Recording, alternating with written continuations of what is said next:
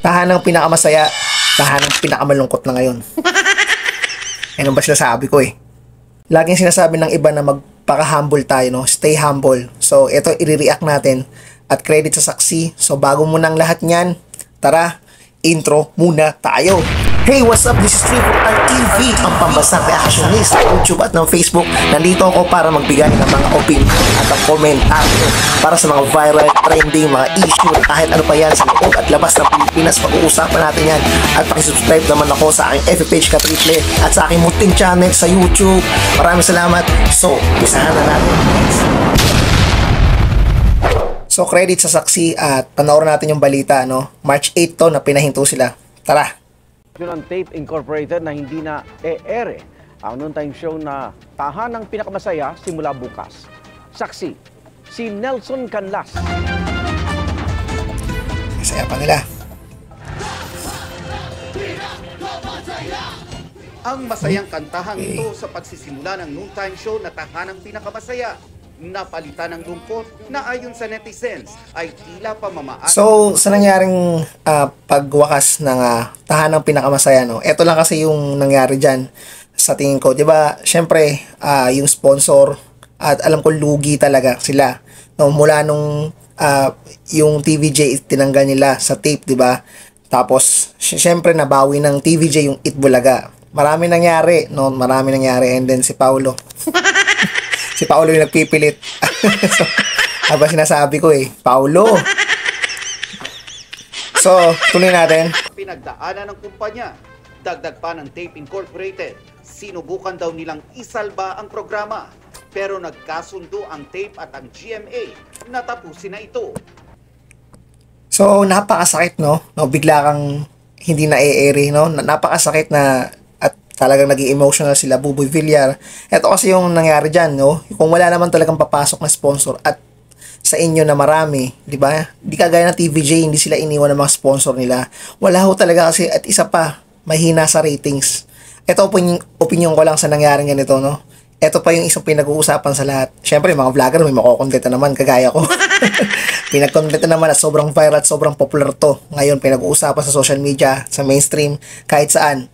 So, sa palagay ko, showtime. Ito, opinion ko lang baka showtime. At marami rin kasi nagsasabi ng mga vlogger. So, makikiano na rin ako. Pero, ito, habang ginagawa ko tong video na to, sa palagay ko talaga, showtime. Hindi pa ako sure. Hindi ako sure. Baka showtime na yung pumalit dito sa GMA7. Sila yung papasok sa time slot na to. Sila yung papasok dito sa noontime show na to sa 12 o'clock na to. So, hindi tayo sure. Hindi tayo kung anong action na magiging gawin ng GMA7. Kasi magiging bakante yung 12 nila eh. Okay? So, yun na sa tingin ko. Na may utang silang 800 million. So, kasama na yun dahil syempre malulugi ka kung walang sponsor na darating sa'yo. Tapos nagbibigay ka ng papremyo dito eh. Isa sa mga dahilan yan. At kaya bumagsak yung tape dahil sa taas ng kanilang ego. Na akala kasi nila pera-pera at tinanggal nila yung TVJ. Diba? Hindi mo talaga matitibag yung TVJ. Kasi yung Itbulaga, legend na yan eh. Diba? Dekada na yan. Mga bata pa, ilang bata ang napagdaanan ng Itbulaga.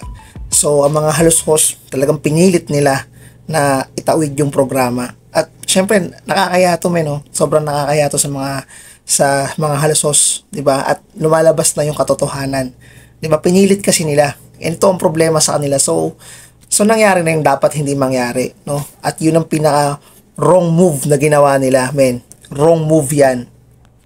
Sana lang kasi hindi tahanang tapos pang-asar kasi yung title. Tahanang pinakamasaya pang pinalit. Parang dinaig pa yung showtime. Showtime. Mali, wrong move din yung title eh, no? Kung gusto talaga nilang makakuha ng viewers, ng audience na solid at dumami pa, sana hindi nilang yun ang tinitle nila. Para kasi nangaasal sila na kagad yung pinakamasaya. Tahanang pinakamasaya. Maraming pwedeng i-title. Isa pa yung nakakainis sa mga viewers, sa mga solid ng Itbulaga, yung mga solid Dabar Gods, diba? Yung mga solid Showtime, yung pa yung pinalit na title. Diba? Marami naman pwedeng i-title na, bakit yung pa kasi? Sino pa nakaisip nun? So, lagi nyo tatandaan na magpakabait tayo at stay humble, no? Huwag tayong gagawa ng mga wrong move. Wrong move talagang ginawa ng Tape Incorporated, no? At pati may-ari. Sa tingin ko lang, yun talagang pinaka-wrong move nila. Ewan, bakit ba nila naisip yun? So, sana nag-i-stay pa sana ng Itbulaga sa kanila. So, So sa tingin ko Showtime na rin siguro papalit dyan. Pero I'm not sure ha, opinion ko lang to. Opinion ko lang. So hanggang dito na lang mga Triple R TV. Kasi 12 na.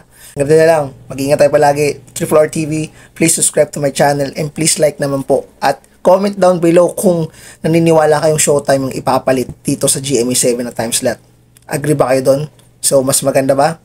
So hanggang dito na lang. Triple R TV. Tulog na ako.